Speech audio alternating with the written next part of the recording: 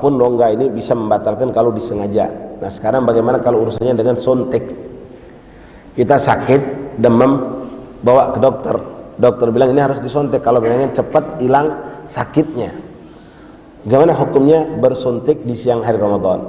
Jawabnya, kalau memang itu untuk pengobatan, boleh. Tapi bukan lewat yang sifatnya masuk jalur urat besar. Seperti infus, donor darah, itu membatalkan. Walaupun darurat, itu membatalkan. Walaupun darurat. Beda orang yang dia ngedonor darah, jarum masuk, darah keluar, ini nggak batal, cuma makruh. Sama hukumnya seperti cantuk. Orang cantuk bekam di siang hari Ramadan nggak batal, walaupun ada sebagian ulama mengatakan batal, ada yang mengatakan kebanyakan makruh. Yang dicantuk sama yang nyantuk sama-sama kena hukum makruh. Nah, donor darah sama. Kalau kita yang mengeluarkan darah, kita yang mendonor, itu nggak batal. Tapi kalau orang yang menerima darah, itu berarti ada sesuatu yang masuknya kelewat urat yang besar. Ini bisa membatalkan, termasuk juga infus. Itu membatalkan. Nah, kalau suntik biasa di paha, di lengan, itu nggak membatalkan puasa, dengan catatan memang untuk pengobatan, bukan sekedar vitamin buat seger badan. Kalau sekedar vitamin itu nggak boleh, batal puasa kita, batal. Masyaallah ahbab rahimani rahimakumullah. Nah, di sini kita tahu tentang apa yang membatalkan puasa. Kalau dulu kan kita sering, Pak, kalau nangis kecil puasa, dibilang sama mama kita, jangan nangis, batal puasa. Langsung berhenti kita, takut batal. Nangis batal nggak? Ya nggak batal. Mandi berendam itu nggak batal. Makruh hukumnya. Tapi hati-hati, minta maaf. Kalau kita buang angin, berendam di kolam, itu begitu angin keluar, air itu otomatis masuk. Itu yang bisa membatalkan. Makanya ulama melarang kita untuk berendam di siang hari di bulan Ramadan. Kalau mandi biasa nggak apa-apa. Tapi kalau mandinya tujuan memang pengen mendinginkan badan biar segar, makruh hukumnya. Tapi kalau seorang istri misal atau bapak nih pulang kerja sore badan kotor, masa saya ngadepin hidangan atau mau sholat maghrib badan kotor, mandi boleh, nggak apa-apa, nggak makruh. Memang dengan tujuan dan sebab yang disahkan. Tapi kalau nggak ada urusan dengan kotor badan, nggak bau, badan nggak kotor, kita kerja di kantor, adem, AC, bisa ditunda ba'dal maghrib, cuma kita gerah pengen seger biar dingin adem, makruh hukumnya. Kalau perempuan ngadep dapur, badan bau asap, masa dia menghadap suaminya badan bau, mandi, nggak makruh, tidak makruh. Ahbabi rahimani rahimakumullah. Di sini kami tampilkan pada pelajaran yang kedua sebuah hadis Rasulullah SAW, beberapa hadis Rasulullah, di antaranya kita baca cepat Pak ya, minta maaf. Wa an Abi Sa'id Al-Khudri radhiyallahu anhu qala Rasulullah SAW as-sahur kulluhu barakah. Ini balik masalah sahur. Pembahasan tentang sunnah puasa. Di antara sunnah puasa itu adalah makan sahur. Ini jangan salah. Ada orang pulang dari taraweh, tadarusan, habis tadarusan jam 10 iseng-iseng, yuk coba kita ke Pelaju. Siapa tahu Pelamboyan masih buka. Mampir, makan, ya udah langsung aja niat sahur kita bilang. Langsung niat sahur. Makannya jam 10 setengah 11. Dapat enggak fadilah sahur? Enggak. Sahur itu akan terhitung ibadah sahur kalau sudah melewat muntasiful lail, melewati pertengahan malam. Jadi kalau jam 1 dapat, jam 2 dapat setengah, apalagi sunnahnya, abdolnya mendekati waktu subuh. Jadi kalau kita pulang Pak ke rumah habis tadarusan, ngobrol segala macam, sampai ke rumah jam 11 perut kosong, lihat hidangan di meja masih ada, lalu makan, pesen lagi sama istri, sahur jangan dibangunin, aku udah sahur. Ya, nggak mau diganggu tidurnya. Udah sahur, belum, kau baru makan, pahala sahur nggak dapat. Nah, sahur itu lewat pertengahan malam. Dan jangan dipaskan. Ini anak-anak kita juga kadang Pak pas dibangunin berat. Ayo sahur.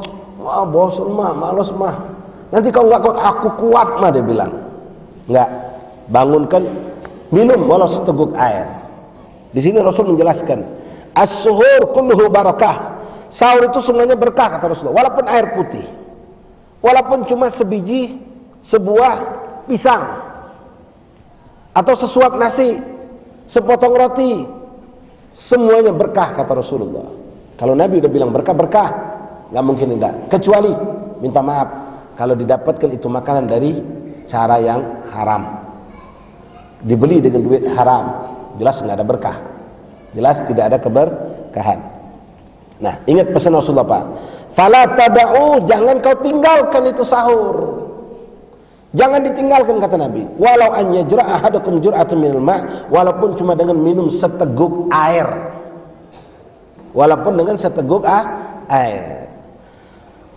Fa innallaha azza wa jalla malaikat yusalluna 'alal mutasahhirin, sesungguhnya Allah dan para malaikat bersalawat untuk orang-orang yang sahur. Jadi jangan ditinggal. Kemudian hadis yang di bawahnya saya loncat, mungkin Bapak yang punya buku bisa baca ya. Man fataras fihi, yakni fi Ramadan, di antara sunnah bulan Ramadan adalah sedekah. Termasuk sedekah paling afdal bulan Ramadan memberikan buka puasa. Memberikan buka puasa, takjil kita bilang Pak. Takjil itu salah satu sunnah yang disunnahkan. Fadilahnya luar biasa.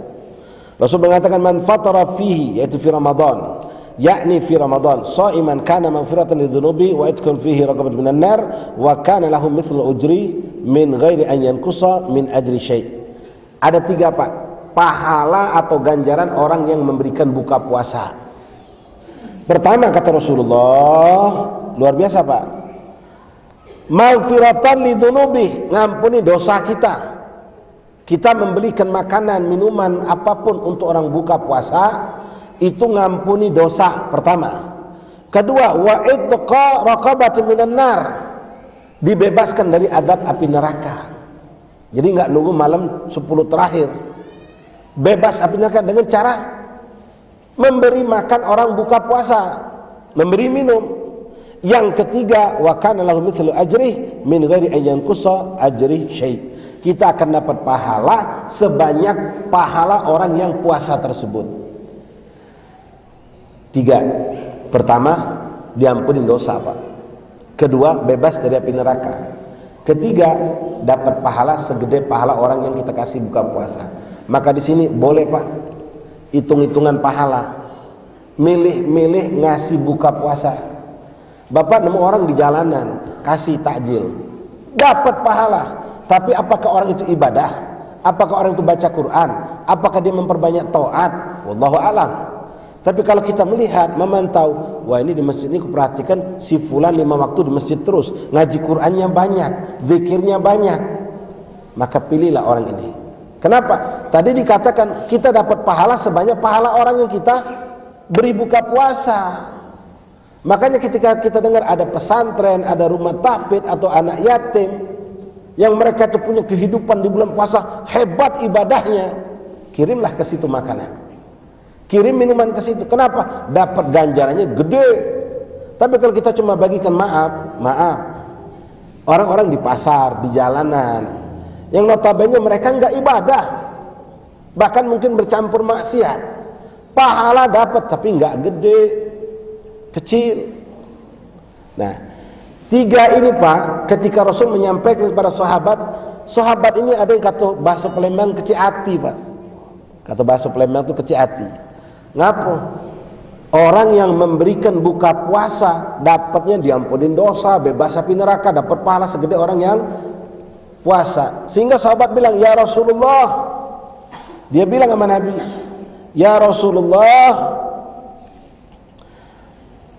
laisa kulluna yajidu maifatur shaim, ndak semua kita mampu memberi buka puasa.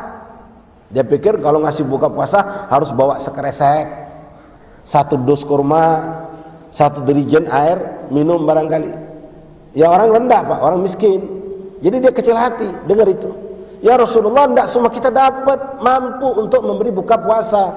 Maka Nabi menjelaskan dan memotivasi. Nabi mengatakan, qala Rasulullah sallallahu alaihi wasallam, yu'tillah hadzal thawab man fattar sha'iman ala tamratin aw syarbatin ma aw madghatil laban. Saudaraku, kata Rasulullah, dengar Pak, dengar. Itu 3 ganjaran tadi, ampunan dosa, bebas api neraka, dapat pahala sebanyak pahala orang yang itu bagi orang yang memberikan buka puasa walaupun dengan 1 biji korma. Walaupun cuma dengan 1 biji korma atau seteguk air atau segejorotan susu, dapat. Arti siapapun kita mampu. Semakin besar yang kita korbankan, tentu lebih besar yang kita dapatkan. Masyaallah ahbab rahimani rahimakumullah. Itu hadis yang di tengah. Wa kharaja Tabrani bi isnadin an Abi Ya'la bin Marrah, Ya'la bin Marrah. Qala Rasulullah sallallahu alaihi wasallam, "Thalathatun yuhibbuhullah, ta'jil iftar wa ta'khir sahur wa darbul yadain ihdahuma 'ala al-ukhra fi shalah." Nah, ini mungkin hadis ini Bapak baru dapat, barangkali prakteknya dari kecil udah dilakukan. 3 perkara yang dicintai oleh Allah. 3 perkara yang kalau kita lakukan kita dicintai oleh Allah. Pertama, di situ disebutkan ta'jil iftar, menyegerakan buka puasa. Tapi ingat, setelah yakin masuk waktu maghrib, jangan ditunda. Ada orang untar dulu, belum selesai azan, jawab dulu azan. Apa memang begitu? Enggak. Begitu dengar azan, Allahu Akbar, langsung ambil korma, batalkan. Mau makan apa silakan minum. Jangan lupa jawab azan. Ini kebanyakan kita lupa dengan azan, asik dengan makan. Itu kesalahan kita. Jadi enggak nunggu selesai azan. Sunnah dipercepat. Kedua, melambatkan sahur. Jadi saya sudah sampaikan dari setengah 1, jam 1, jam 2, jam 3 udah boleh. Tapi afdolnya mungkin setengah jam sebelum adzan subuh baru kita sahur, itu lebih afdol. Nah, yang ketiga, wa darbul yadain ihdahuma 'alal ukhra, meletakkan tangan di atas tangan ketika sholat. Sunnah dan dicintai Allah. Walaupun orang sholat tangan diulur boleh. Allahu Akbar, enggak didekap boleh, tapi afdal sunnah dan pengen dicintai Allah, letakkan tangan kanan di atas tangan kiri, dekap.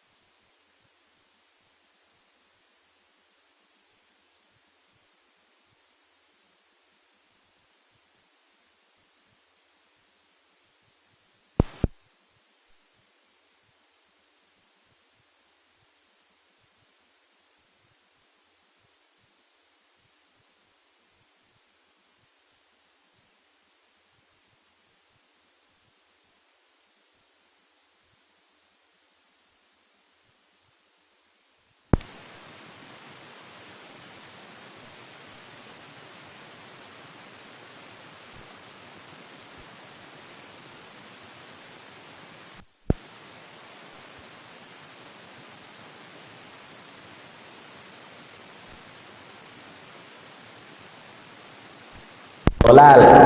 Banyak imsak yang baru-baru, yang bid'ah itu yang bid'atul hasanah. Termasuk sholat tarawih berjamaah itu bid'ah. Nabi nggak pernah sholat berkumpul sama sahabat rame-rame. Zaman Khalifah Abu Bakar pun belum terjadi. Terjadi baru di zaman Khalifah Umar bin Khattab. Beliau mengumpulkan semua umat di masjid sholat berjamaah tarawih dipimpin satu imam. Dulunya mereka nafsi-nafsi Pak. Ada yang 2 orang, ada yang berjamaah 5 orang, ada yang sendirian. Lalu pemikiran Sayyidina Umar muncul dan dimusyawarahkan dengan sahabat yang ada. Mereka sepakat sehingga Masjid Nabawi itu terang dengan lampu-lampu obor para sahabat yang datang. Bayangkan, setiap orang nancapkan lampu obor Pak. Sampai setelah wafat Sayyidina Umar, Imam Ali memuji Sayyidina Umar. Beliau lewat di depan kuburnya Sayyidina Umar berdampingan dengan kubur Rasulullah, mengatakan, mendoakan Sayyidina Umar, nawwarallahu qabrak ya Umar kama nawarta masajidana. Semoga Allah terangkan kuburanmu wahai Umar seperti engkau telah menjadikan masjid-masjid kami terang benderang. Berkat usaha Sayyidina Umar sampai hari ini kita pun salat berjamaah. Sendirian boleh, ya di rumah boleh, tapi abdulnya di masjid, di mushola atau di surau. Apa hukumnya bagi perempuan yang berpuasa lalu datang haid? Tadi sudah saya jelaskan, alhamdulillah, istilah turun manik dan jawal manik. Bagaimana hukum puasa bagi anak yang balik di tengah hari Ramadan? Ada keadaannya. Nah, ini kalau anak yang balik di tengah puasa, dia tadinya belum balik, dia puasa, lalu pas tengah-tengah Ramadan mimpi basah, misal, maka kalau kondisi sedang puasa lanjutkan sampai maghrib. Kalau kondisi dia belum puasa, maka dia hari itu dianggap tidak berpuasa dan tidak wajib qadha. Insyaallah untuk lebih jelas Bapak bisa baca di makalah ini. Bagaimana hukum puasa bagi orang kafir? Sama, orang kafir enggak wajib puasa, enggak boleh puasa. Lalu di tengah hari puasa dia masuk Islam, hari itu dia Islam, tapi hari itu dia belum dianggap orang yang wajib puasa karena dia masuk Islamnya di tengah hari Ramadan dan tidak wajib diqadha. Apa hukum bagi orang yang lupa berniat untuk puasa wajib? Hukumnya kalau kita lupa niat, kemarin sudah dibahas, kita lupa niat, maka hari itu kita dianggap enggak puasa. Kedua, wajib qadha. Ketiga, ditetapkan kita harus bersikap seperti orang puasa. Enggak boleh makan, enggak boleh minum, enggak boleh melakukan hal yang membatalkan puasa. Enggak bisa kita bilang, aku kan enggak puasa, udah dianggap. Iya, kau memang enggak puasa karena kelalaianmu. Kok bisanya lupa nih niat?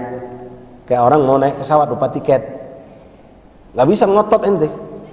Ya, mau naik pesawat nggak bisa, beli tiket baru harus. Nah, orang puasa niat itu suatu yang wajib. Kalau sampai lupa, itu satu ada yang kelalaian yang dihukum. Jadi wajib qadha hari itu nggak puasa dan wajib mengqadha puasa. Apa hukumnya bagi orang yang berjemaah bersetubuh di siang hari Ramadan? Tadi sudah kita jelaskan, alhamdulillah. Apa perbedaan qadha tarakhi dan qadha fauran? Insyaallah besok panjang mursad al-afiyat kita akan lanjutkan biidznillah subhanahu wa ta'ala. Mengingat sudah jam 1:30, mungkin sebagian Bapak ingin melanjutkan pekerjaan di kantor masing-masing. Wallahu a'lam bishawab. Asyhadu an la ilaha illallah, astaghfirullah, nas'alukal jannata wa na'udzu bika minan nar. Asyhadu an la ilaha illallah, astaghfirullah, nas'alukal jannata wa na'udzu bika minan nar. Asyhadu an la ilaha illallah, astaghfirullah, nas'alukal jannata wa na'udzu bika minan nar. Allahumma innaka 'afuwwun tuhibbul 'afwa fa'fu 'anna. Allahumma innaka 'afuwwun tuhibbul 'afwa fa'fu 'anna. Allahumma innaka 'afuwwun karim tuhibbul 'afwa fa'fu 'anna ya karim ya 'azim ya 'azim. Anta ilahi la ilaha ghairuk, ighfir lana dhanbal 'azim fa innahu la yaghfiru dhanbal 'azim illa al-'azim. Taqabbalallahu minkum, taqabbal ya karim. Assalamualaikum warahmatullahi wabarakatuh. Saudara sekalian, hari ini Allah besok akan ada lagi pelaksanaan dan majelis kita seperti hari ini. Saudara sekalian hadir tersebut juga untuk kita yang diberikan dalam dibuka kembali. Insyaallah besok akan dilakukan seluruhnya dan jemaah yang menginginkannya. Jadi saya terima kasih.